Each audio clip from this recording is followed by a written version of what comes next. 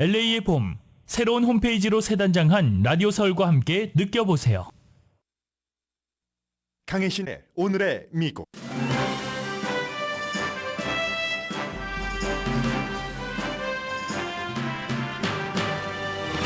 세계는 지금 폭풍전야입니다.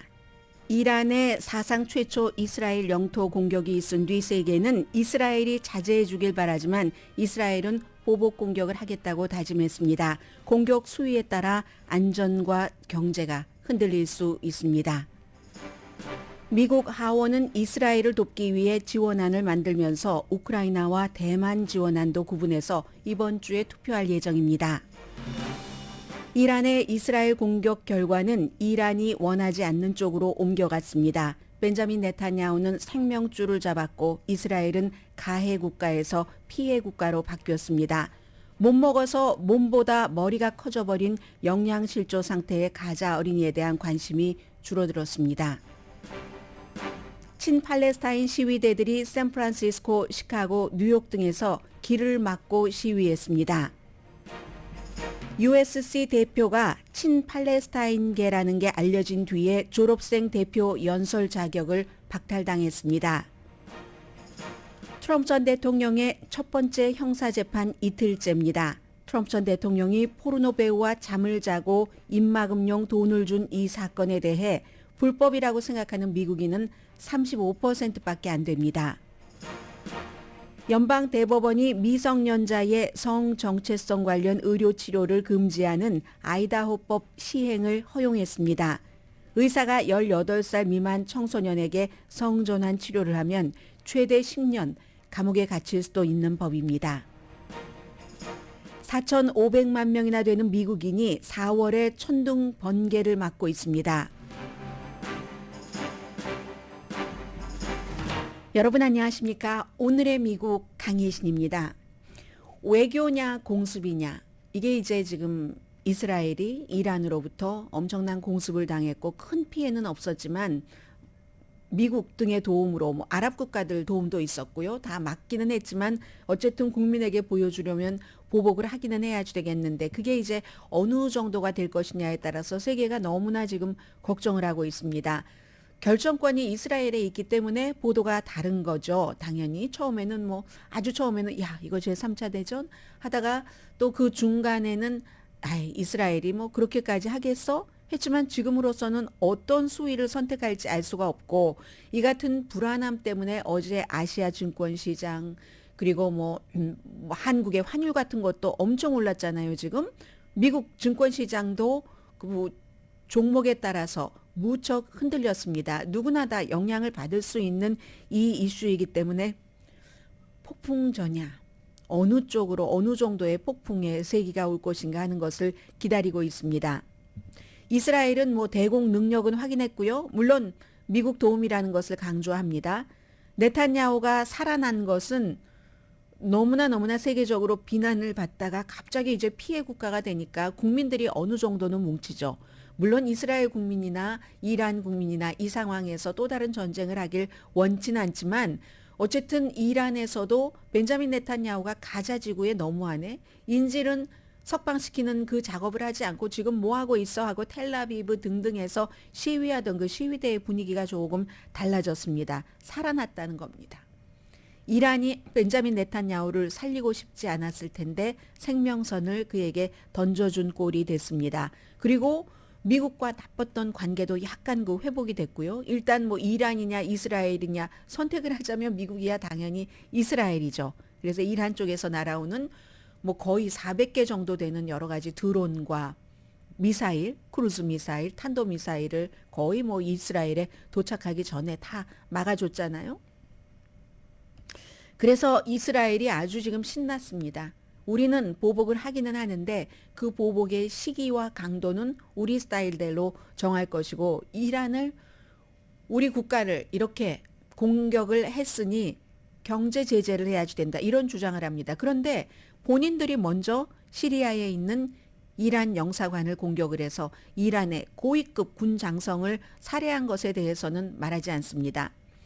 그런데 이제 지금으로서는 세계는 어떻게 할 것인가이기 때문에 어떤 옵션이 이스라엘에 있는지를 한두 시간 전에 파이낸셜 타임즈에 보낸 그 리처드 하스 씨의 글을 소개를 해드리겠습니다. 이분은 뭐 외교관계위원회의 그 프레지던트를 2023년까지 지냈고, 그리고 이제 부시 행정부에서 콜린 파웰 전 그 국방장관의 자문 역할을 했습니다. 요즘에 그 외교관계에 대해서는 가장 무슨 어떤 한쪽으로 치우치지 않고 좀 냉정하게 판단한다 해서 리차드 하스 씨의 말을 많이 듣고 있는데, 리차드 하스 씨가 좀 전에 그 파이낸셜 타임즈에 보낸 그 기고문에서 이스라엘에는 좋은 옵션이 없다. 이란의 공격에 대해서 대처하는, 이렇게 결론을 내렸습니다. 단지 가장 덜 나쁜 옵션을 선택을 해야지 되는데, 그 선택의 결과는 이란이 이스라엘을 영토를 사상 최초로 그 공습하기 이전 상태로 돌아가거나,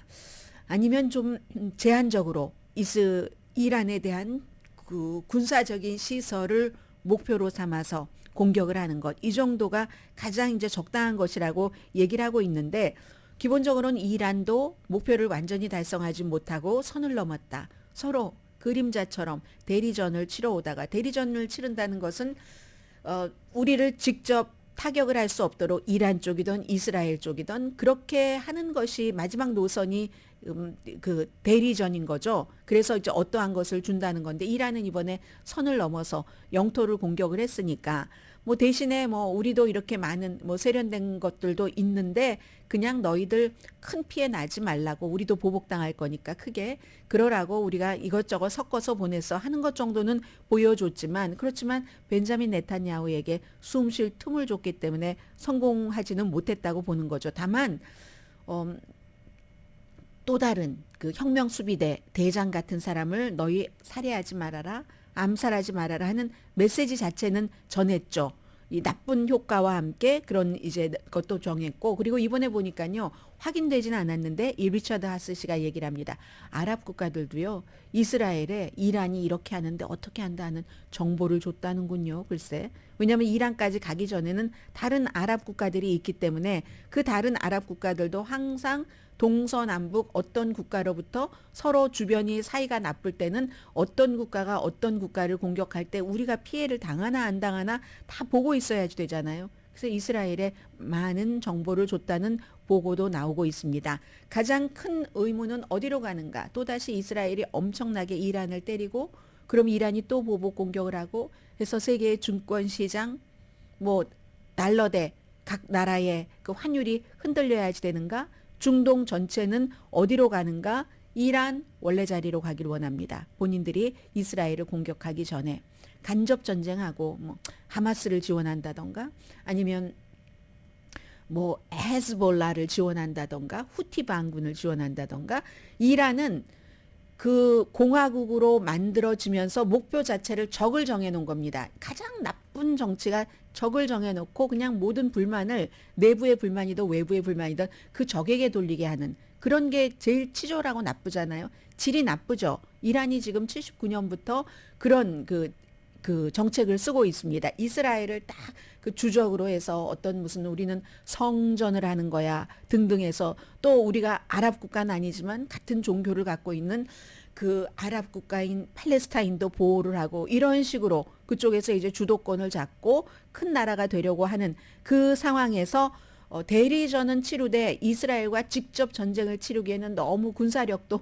비교가 안 되니까, 이스라엘이랑 특히 뭐 영공 이런 데서는 공군력은 이스라엘이 워낙에 강하잖아요. 그래서 이제 대리전을 하기를 원하고, 미국도 컴다운 하기를 원하고, 미국이 컴다운 하기를 원하는 제일 중요한 것은 호르무즈 해협을 이란이 봉쇄할 수 있기 때문에, 그러면 세계 오일의 4분의 1이 드나드니까 얼마나 오일 값이 올라가겠습니까? 오일 값이 올라간다는 것은 오일이 꼭 우리가 쓰는 개솔린에만 들어가는 게 아니라, 지금 이런 옷에도 시계에도 무슨 뭐 머리와 관련된 어떤 제품에도 컴퓨터에도 모든 볼펜에도 이 오일이 안 들어가는 게 어디가 있습니까? 석유가. 그래서 이제 그렇게 되는 경우는 다시 인플레이션이 일어나고 미국뿐만이 아니라 그건 세계적으로 마찬가지가 되는 거죠. 그런 것은 직접적인 피해지만 그로 인해서 날짜를 맞추지 못하면 이게 또 뭐 경제적인 파급 효과가 세계가 얼마나 들썩이겠습니까? 절대로 미국으로서는 이란과 이스라엘이 이 이상 나가기를 원치 않습니다. 그래서 아마 미국도 이스라엘을 적극적으로 방어를 했을 겁니다.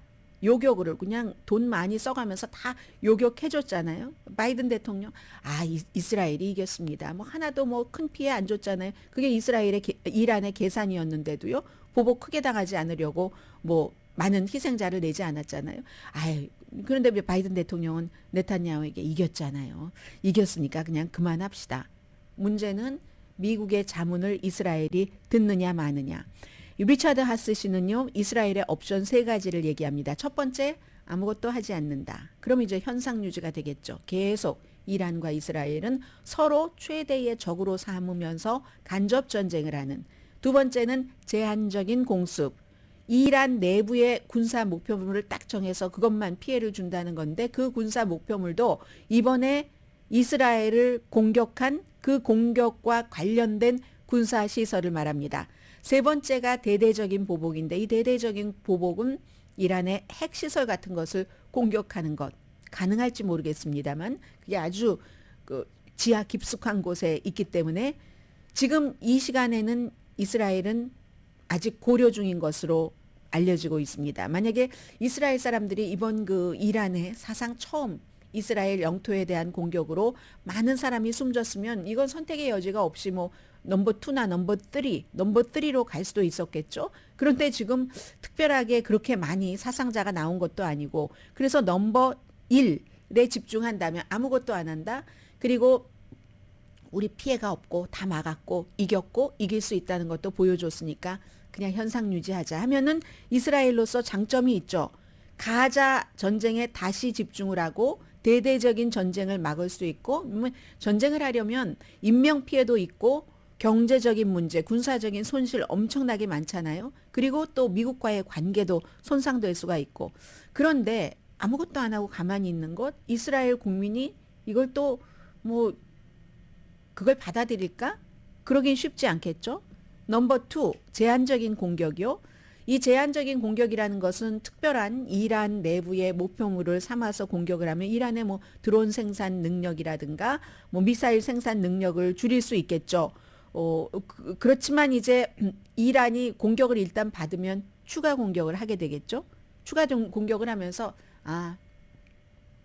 안 되겠어. 이스라엘은 핵무기가 있으면서 있다 없다 말 안 하는 국가고 이란은 우리는 평화적으로 이 핵 개발을 하는 거지 절대로 핵무기용이 아니라고 얘기를 하지만 이렇게 공격을 받으면 안 되겠구나. 핵무기밖에 없어. 우리가 결국은 나중에 모든 공격에서 이기려면 그런 결심을 강화시켜 줄 것이라고 얘기를 합니다. 세 번째, 핵시설을 공격하면 이건 정말로 긴장이 최고조가 되면서 이스라엘이 다시 방어 태세가 되고 중동 세계 너무 이제 불안한 상태로 들어가는 거죠. 그리고 이때는 이란은 그래 우리 더 빨리 핵을 만들어야지 돼. 이렇게 얘기하고 여기서 끝나는 게 아니라 다른 주변 국가들도 계속 핵을 추구한다는 거죠. 이 스토리는 이게 지금 아랍권 그쪽에서 일어나는 일이지만 아시아 쪽 한국과 일본을 중심으로 해서도 똑같이 옮겨보면 되는 그 적용이 나오는 겁니다. 미국은 이런 것 엄청 싫어하죠. 그렇기 때문에 리차드 하스 씨는 조금 덜 나쁜 이란에 대해서 이제 간접 전쟁을 좀 하거나 주변 나라들 시켜서가 아니라 주변 국가에 있는 이란이 지원하는 헤즈볼라, 뭐 후티 반군 그리고 하마스가 있잖아요. 그렇게 하거나 아니면 이란 내부에 제한적으로 좀 어떤 공격을 하는 넘버 2죠. 넘버 1이나 넘버 2를 선택하기를 바랄 것 같고 그리고 넘버 3는 안 할 가능성이 사실은 높은 것 같고요. 넘버 1이나 넘버 2 가운데서도 수위 조절을 어떻게 하느냐 이게 문제인데 근데 결국은 이렇게 한다고 해서 해결되지 않는다. 이란과 이스라엘과의 관계.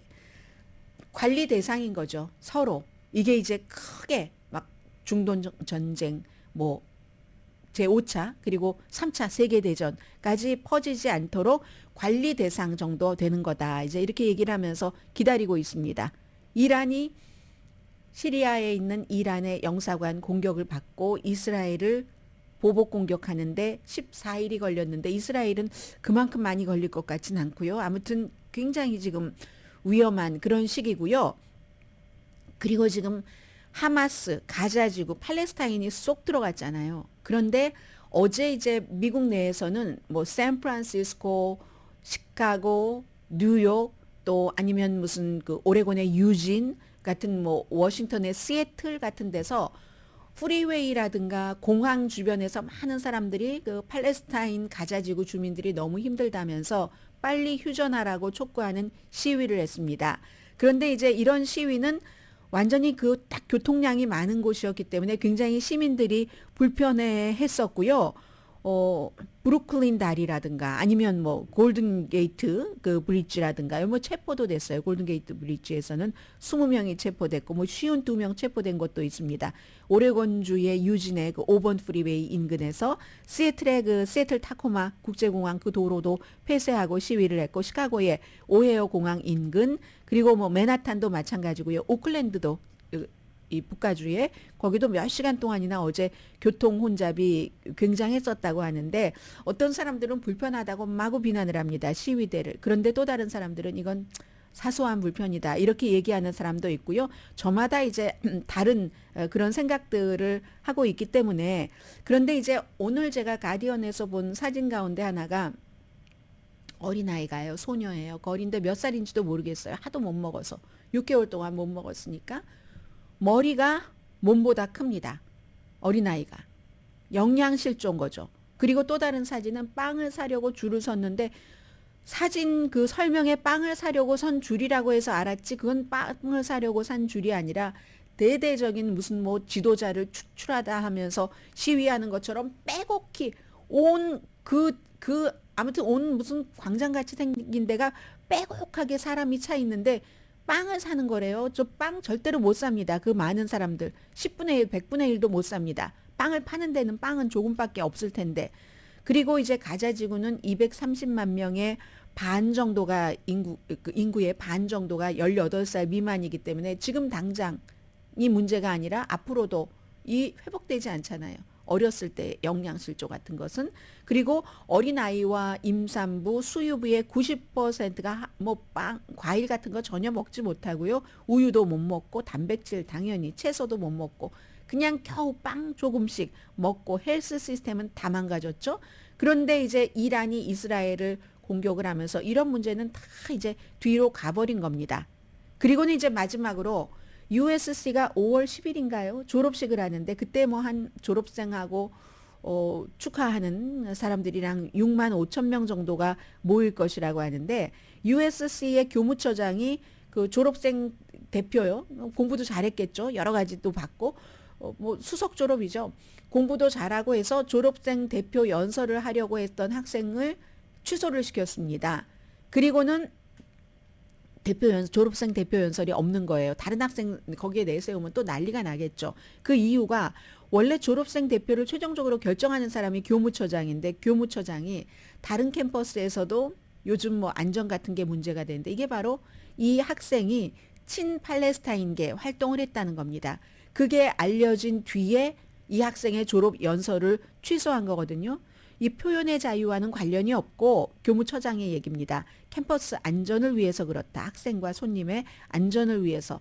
물론 졸업식에서 졸업사를 하는 것은 졸업생 대표가 전통이지만 전통보다도 안전이 더 우선이고 안전의 전통이 양보해야 될 시점이다. 이렇게 얘기를 했거든요. 학생 그룹이 요청을 한 겁니다. 그 학생 그룹은 트로잔 포 이스라엘이라고 해서 당연히 이스라엘계 학생 그룹이겠죠.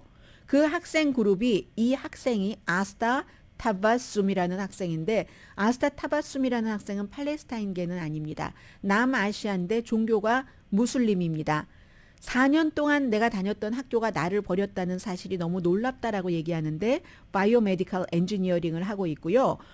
소셜미디어에 중동 분쟁에 대해서 팔레스타인 뭐 해결책도 얘기를 하고 친팔레스타인 사이트에 링크가 돼 있고 이런 사실이 알려진 뒤에 이스라엘계 학생단체가 학교에 요구를 해서 졸업생 대표 연설을 지금 없애버렸습니다.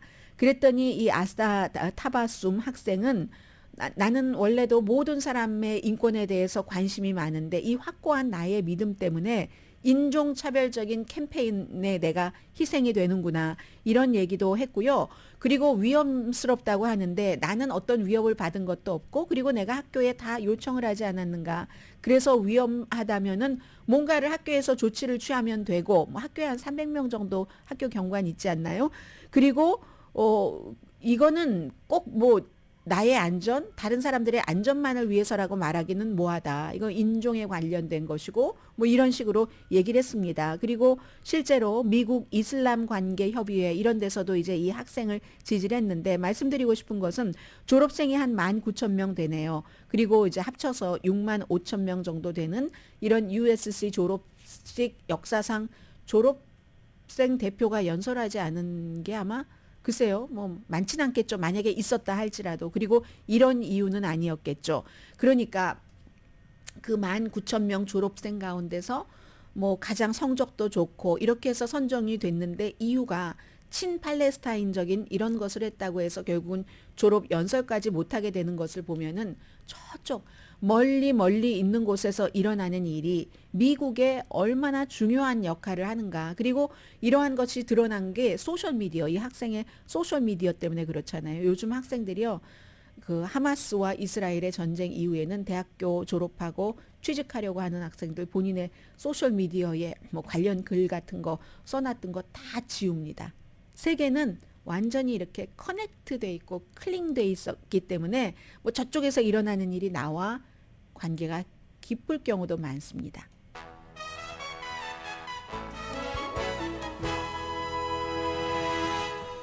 오늘의 미국은 전문가가 추천하는 이민법, 가정법 전문 재인정 종합법률사무소, 총 20억 달러 승소, 교통사고와 상해 전문 브라이언 다필라와 CG 변호사 그룹, 집융자, 커머셜, SBA 융자, 급한 하드머니까지 모든 융자를 잘하는 융자나라 공동펀입니다. 잠시 뒤에 지금 휴식하는 시간인가요? 휴정인가요? 트럼프 전 대통령 왜 시그니처 있죠? 이렇게 하면서 얘기하는 거 법정 밖에서 그런 얘기하고 있네요. 잠시 뒤에 전해드립니다.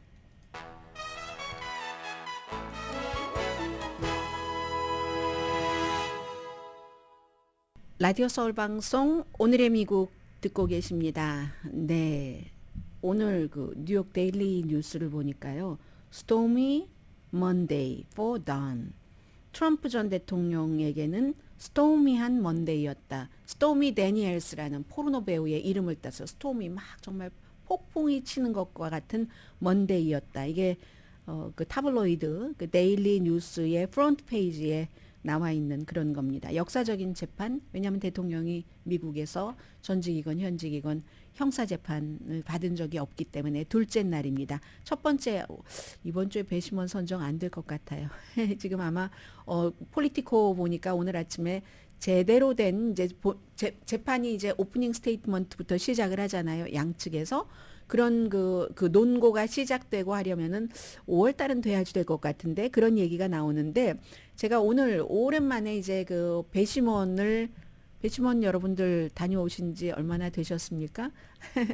그런데 이제 이 배심원 선정의 경우는 너무나 중요한 거잖아요. 그래서 이제 그 배심원에 대해서 여러 가지를 그 좀 다시 한번 확인을 할 수가 있었는데 첫날에 이제 배심원이 12명이어야지 되죠. 이 케이스에.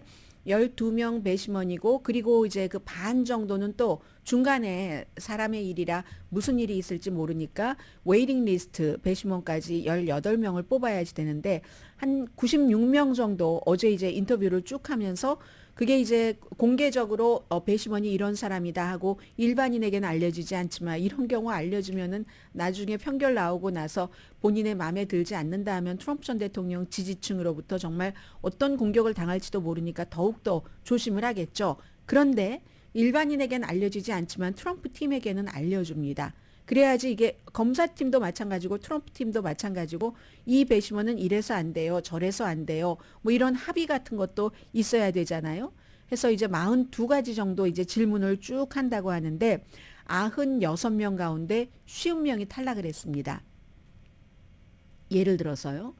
뉴스를 어느 뉴스를 주로 보십니까? 이런 것이요. 만약에 어제 여러분들께서 박스 뉴스를 많이 보셨다면 트럼프 전 대통령 재판 거의 보도되지 않았습니다. 만약에 여러분들께서 MSNBC를 보셨다면 하루 종일 트럼프 전 대통령 재판이 보도가 됐습니다. 그럼 박스는 사실은 이게 너무나 역사적으로 빅 뉴스잖아요. 트럼프 전 대통령의 재판을 거의 보도하지 않고 어떤 보도를 했는가? 샌프란시스코 그리고 무슨 뭐 오헤어 공항 인근 뭐 유진 이런 모든 지역에서 시위하는 시위대 그걸 아주 나쁜 모습으로 묘사를 했습니다. 왜냐하면 박스는 거의 무조건 이스라엘 편이기 때문에 설정을 하고 보도를 하는 거거든요. 그래서 이제 이 시위대가 너무 못됐다 하는 식으로 사람들이 이렇게 불편하고 뭐 불편한 거 사실이죠. 길을 막고 뭐 공항도 그렇고 프리웨이도 막 막고 어떤 사람은 큰 뭐 55, 제가 그 무게의 단위를 모르겠어요. 그런 드럼통 같은 곳에 몸을 감고 하기도 하고 이런 것만 하루 종일 보여줬습니다.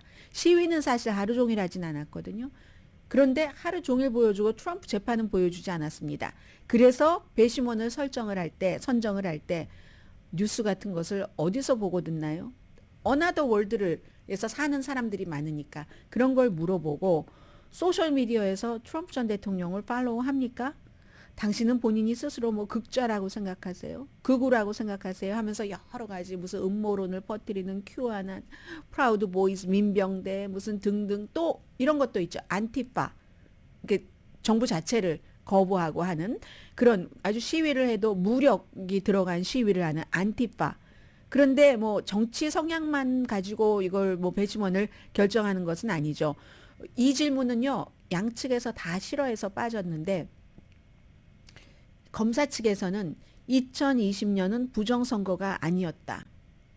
바이든 대통령은 정상적인 선거에서 선출돼서 대통령이 된 사람이다. 그때 검사는 이 질문 넣기로 원했는데 트럼프 전 대통령 측에서 그걸 원치 않아서 이 질문은 42개 가운데서 포함되지 않았습니다. 그런데 또 이런 건 묻지 않는데요. 과거에 어떻게 투표를 했는가? 누구에게 투표를 했는가? 공화당, 민주당?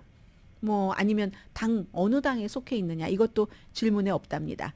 아무튼 공정할 수가 없다. 이 사람들은 이런 판단으로 쉬운 명을 돌려보냈고 그 후앙몰천 판사가 그리고 이제 그 뭐 어떤 사람은요. 이런 건 또 돌려보내줘야죠. 딸 결혼식이 있다고. 딱 그 걸려 있으니까 보통 재판이 뭐 6주일 내지 8주일 정도 된다고 하니까 그렇습니다. 그래서 글쎄요. 뭐 어떻게 결정될지 모르지만 오늘 배심원 선정 이틀째입니다. 그리고 어제 사실은 저는 배심원 선정을 말씀을 드렸는데 가장 큰 뉴스가 됐던 건 밤에도 막 시사 터크쇼에서 텔레비전에서 계속 트럼프 전 대통령이 꾸벅꾸벅 조는 이런 모습. 지금 그 연방 그 법정에 많은 사람들이 들어가지 않거든요.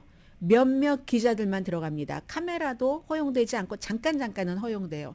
잠깐은 허용되는데 쭉 볼 수 있는 사람은 몇 명밖에 안 되는 겁니다. 그러니까 일반인들이 그걸 계속 무슨 뭐 그 중계를 볼 수가 없는 거예요.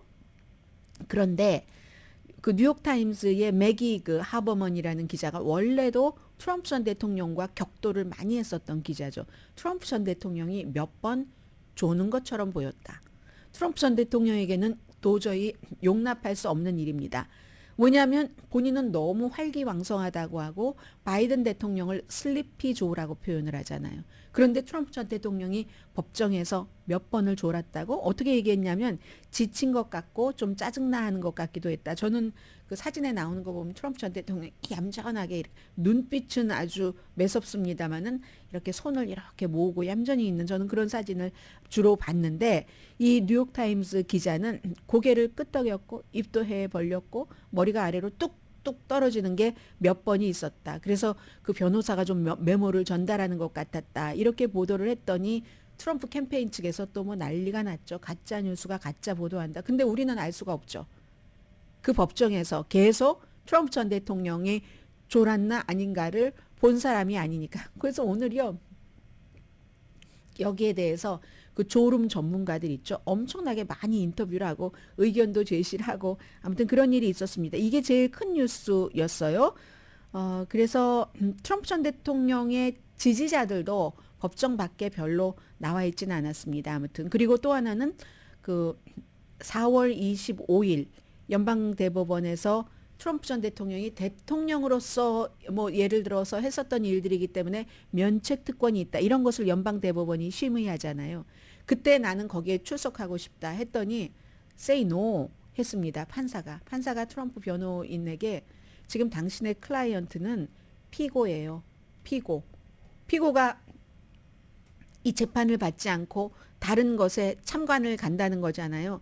피고라니까요. 뭐 이런 식으로 얘기를 했고 그랬더니 나중에 또 트럼프 전 대통령이 아니 이 그 뉴욕의 판사는 연방 대법원보다 자기가 위인 걸로 착각한다고 막 이런 식으로 얘기는 있었습니다. 어쨌든 재판이 시작되고 나서 판사의 허락이 없으면 뭐 주마다 약간의 차이가 있을 수도 있지만 대부분의 주에서 거의 모든 주에서 그리고 뉴욕주는 분명하게 형사 재판에는 이렇게 판사가 허락을 해주지 않으면 꼭 나와야지 됩니다.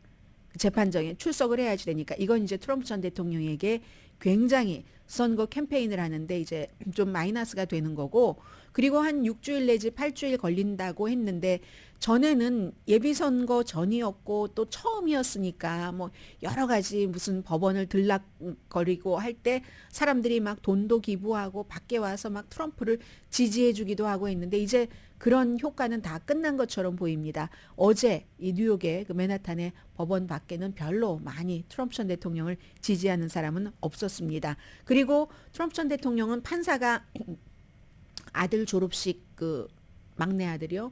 또 못 가게 했다 하는데 못 가게 한 건 아니고 아직 결정을 미루고 있는 것 같습니다. 졸업식이 4월 25일이라고 하던가요. 거기에 이제 엄마 아빠가 다 뭐 가기를 원하니까 그래서 이제 거기에 일정을 그 재판 일정을 맞추나 그건 아직 최종 결정을 내려주지 않은 것 같고 국민의 생각이 굉장히 중요할 텐데 트럼프 전 대통령이 포르노 배우와 잠을 자고 이 선거에서 이기기 위해서 입막음용 돈을 주고 그 돈을 준 것도 아주 이상하게 비즈니스 처리하고 이상했기 때문에 결국은 선거자금법 위반이다. 뭐 이런 그 뭐 혐의잖아요. 이 혐의에 대해서 그게 불법이야. 이렇게 딱히 생각하는 미국인은 35%밖에 안 된답니다. AP통신이 이제 노크 공공문제연구소와 공동으로 여론조사를 했는데 31%는요. 트럼프 전 대통령이 비윤리적인 행위를 했지. 그렇지만 이제 불법은 아니다. 이렇게 믿고 있다는 겁니다. 그런 식으로 해서 전체적으로는 35%가 불법이다라고 생각을 안 한다는 거고요. 그리고 또 14%는 아니 뭘 잘못했는데 포르노 배우와 잠자고 돈 주고 그리고 선거 치르기 일주일 전에 돈을 줘서 그러니까 잠자고 그 당시에 돈을 줬다는 게 아니라요. 선거 치르기 일주일 전에 이걸 언론에 인터뷰를 해서 밝힌다고 하니까 너 인터뷰하지 마라 하고 이제 돈을 주고 그래서 입막음이라는 거잖아요. 그런데 선거 결과의 영향을 검사 측의 주장으로서는 미치지 않게 하기 위해서 왜냐하면 그전에는 또 헐리우드 액세스라는 여자들은 뭐 돈 있고 인기 있으면 아무데나 막 주물럭거려도 아무렇지도 않아 다 할 수 있어 이렇게 말한 테이프도 나왔는데 또 조금 있다 이런 사건이 있으면은 뭐 별로 여성들 가운데서는 뭐 좋아할 여성보다는 싫어할 여성들이 더 많겠죠. 뭐 남성들 가운데서도 may not. 그런데 이렇게 검사는 주장을 하는 거고 그러니까 선거자금법 위반이라는 거고 트럼프 측에서는 나 선거 신경도 안 썼어. 그게 선거하고 무슨 상관이 있는데 그냥 뭐 내 평판을 위해서 또 뭐 와이프와의 관계를 위해서 그냥 돈을 줬을 뿐인데 뭐가 잘못했다는 거지. 이게 트럼프 전 대통령 측의 얘기거든요. 그 얘기에 동의하는 사람도 14%나 됩니다. 그리고 19%는 하도 뉴스가 이렇게 저렇게 섞여 있으니까 내가 거기에 대해서 답변을 할 만큼 충분히 알지 못합니다. 4월 4일부터 8일까지 미국 성인 1204명을 대상으로 조사했고요. 오차 범위는 4%포인트입니다. 자, 잠시 뒤에 뭐 돈과 관련된 몇 가지 좀 전해드릴까요?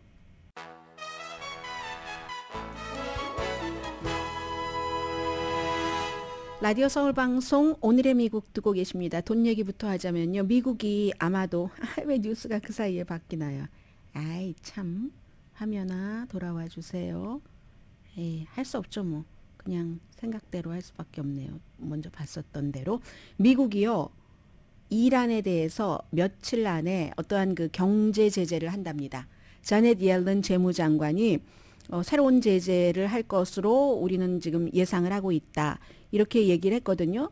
그러면 이렇게 보여집니다. 지금 미국이 이란에 제재를 해서 사실은 굉장한 그 어려움을 겪고 있기 때문에 이란이 이스라엘에 대해서 직접 공격을 할 정도로 모든 무기를 막 생산을 한다던가 이런 그것을 하지 못하는 제재를 받고 있는데 이번에 다시 이란에 대해서 제재를 한다는 것은 이거 이스라엘 달래기용 아닌가 싶습니다. 그러니까 이스라엘에게 우리가 뭐 이 정도까지 하니까 너희도 이란에 대한 공격 수위를 아예 안 할 수는 없지만 낮춰줘라. 이런 게 아닌가 모르겠어요. 왜냐하면 이스라엘이 그렇게 요청을 했고 미국이 그 요청에 따라서 이란에 대한 제재를 하는 것이기 때문에 자 그리고요 벤자민 네탄야후 총리와 바이든 대통령 혼자만 갖고는 안 되니까 지금 리시 수낙 영국 총리와 대화를 할 예정이라고 하고요. 자 이런 얘기가 더 있고 지역에 아주 광범위하게 영향을 미치고 있는 것 같습니다. 지금 이스라엘이 레바논 헤즈볼라 민병대의 사령관을 살해했다 이런 발표가 나오는데 그러면 이거 간접 전쟁으로 갈 수도 있다는 얘기인지도 모르겠고 아직 확실하지는 않은 상황에서 직접적인 전쟁을 피하기 위해서 미국, 영국 전부 노력을 하고 있는 것처럼 보이네요. 그리고 어제 그 대통령 부부 그 뭐죠? 세금 보고 한 거 보니까 62만 달러던데요. 그래서 약 25% 정도 세금 냈고요. 조인트 했으니까 보고를. 그리고 또 뭐 정치적인 것으로는 니키 헤일리 전 그 공화당의 예비 선거 후보가 보수적인 띵크탱크로 가서 허드슨 연구소에 조인한다. 이렇게 몇 년 동안 인터뷰하고 하면서 또다시 이제 정치력을 키우는 그 수순으로 들어가는 것 같습니다. 그리고 이제 어제는 그 애플이 삼성의 판매 1위 자리도 뺏겼고 그 원인은 이제 중국의 샤오미라든가 여러 가지 때문이다라고 말씀을 드렸는데 사실은 동시에 테슬라도 직원을 10%나 그 해고하고 주식값 엄청 내려갔었던데요. 어제는 이것도 마찬가지입니다. 경쟁사들이 예전에는 그냥 전기자동차 하면 테슬라인데 지금은 그렇지 않잖아요. 그래서 이제 그 경쟁사의 판매가 늘어나면서 애플과 마찬가지로 애플의 아이폰도 중국에서 만들어지는 것이 늘어나면서 지금 이렇게 됐고요. 트럼프 주식은 어제로서는 그 첫날에 비해서 60% 내려갔는데 지금 어떻게 되나 한번 볼까요? 지금 오늘도 트럼프 주식은 트럼프 전 대통령 주식값은 오늘 현재도 이거 사신 분들 계시면 많이는 안 사셨겠죠. 설마. 왜냐하면은 알 수 없었던 그런 상황이니까. 그리고 또 주식값은 늘 변동을 합니다. DJT죠. 오늘도 또 내리고 있네요. 오늘도 내려서 3달러 20센트 한 뭐 오늘 12.3%나 내렸네요. 트럼프 전 대통령에게 지금 별로 좋은 게 없잖아요. 저를 재판하고 있고 하니까 그런 분위기가 나오는 것처럼 보이고요. 그리고 제가 또 전해드릴 게 있었는데 이게 중요하죠. 하원이 지난번에 왜 상원에서는 우크라이나, 이스라엘, 대만 그리고 이제 국경 안까지 합쳐서 이것까지 이렇게 합쳐서 960억 달러인가요? 네. 그렇게 통과를 시켜야지 된다고 투표를 했어요. 그런데 하원에서 이걸 막아버렸죠.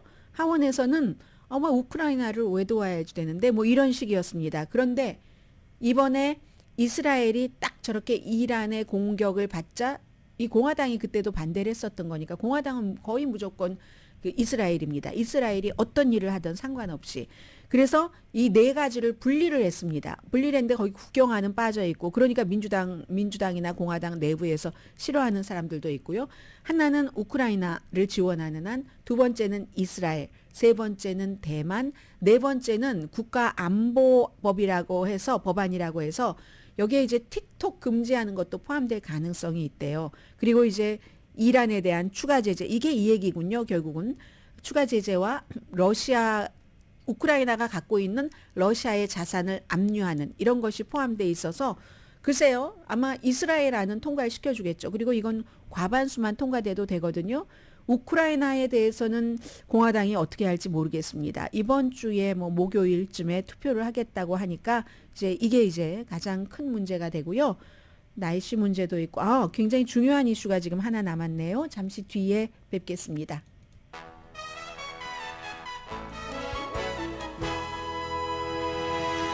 라디오 서울 방송 오늘의 미국 듣고 계십니다. 연방대법원이 아이다호주가 미성년자의 성 정체성을 뭐 확인하는 이라든가 아니면 뭐 치료하는 이라든가 그런 그 의료 치료를 금지하는 법을 만들었는데 이게 지금 소송이 들어가서요. 항소 중인데 일단 그 항소가 진행되는 동안에도 이 법을 시행을 해라 하고 허용하는 판결을 내렸습니다. 하급법원 판결을 뒤집은 거거든요. 그래서 이에 따라서 아이다호주에서는 의사가 18살 미만에게 뭐 호르몬 치료라든가 어떤 뭐 성전환 치료를 주면은 최대 10년 징역형을 받을 수가 있습니다. 이거 2023년도에 법으로 만들어졌는데 이런 주들이 굉장히 많아요. 뒤에 좀 말씀을 드리겠습니다. 그랬더니 이제 여기에 대해서 미국 시민자유연맹도 연령별로 다 그 일을 해주는데 10대를 그 위해서 일하는 그 그룹이 미국 전국의 그 성전환을 한 청소년과 가족들에게는 너무나 아주 끔찍한 그 결과다. 이런 얘기들을 했고 의료계에서는 뭐라고 얘기를 하냐면 미국 그 의학협회라든가 메디컬 어소시에이션이요. 그리고 소아과 협회라든가 그리고 정신과 협회에서는 전부 이런 그 치료가 필요하다라고 얘기를 합니다. 왜냐하면 물론 이제 걱정하시는 분들은 괜히 이런 게 트렌드가 돼서 안 그러는 아이들도 거기에 따라간다라고 생각하기도 하지만 또 실제로 그런 분위기도 많고요. 그렇지만 의료계에서는 정말로 이 그 뭐 성전환에 관한 치료가 필요한 그런 아이들이 있죠. 18살 미만이. 그래서 그런 것은 필요하다고 의료계에서는 지원을 합니다.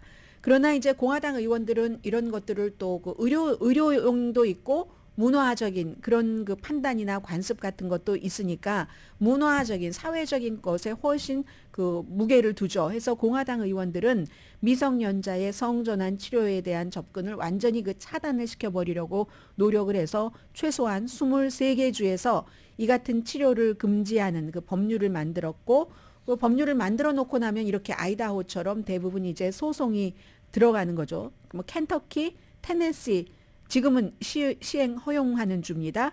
그러나 알칸소에서는 연방 판사가 금지했거든요. 그럼 이것도 연방 대법원까지 또 간다는 얘기고 몬타나주도 시행을 임시로 금지했는데 이것도 또다시 아이다호처럼 연방 대법원으로 가면 연방 대법원은 지금 6대 3이기 때문에 또 이거 해준다는 얘기가 되는 거죠. 그래서 캐탄지 브라운 잭슨 진보 측의 이 연방 대법관이 얘기하기를 차라리 이건 연방 대법원이 개입하지 않고 그냥 주에서 해결하는 게 나을 텐데 뭐 이런 얘기들도 했습니다. 왜냐하면 연방 대법원도 우리가 이거 맞지 않겠어요 하고 다시 아래로 내려보내는 기각하는 이런 케이스가 많이 있으니까요. 그런데 이 케이스도요. 어제 이 내용도 내용이지만 왜 클래런스 토마스 연방 대법관이 나오지 않았지? 막 여기에 훨씬 사람들이 많이 집중을 했고요.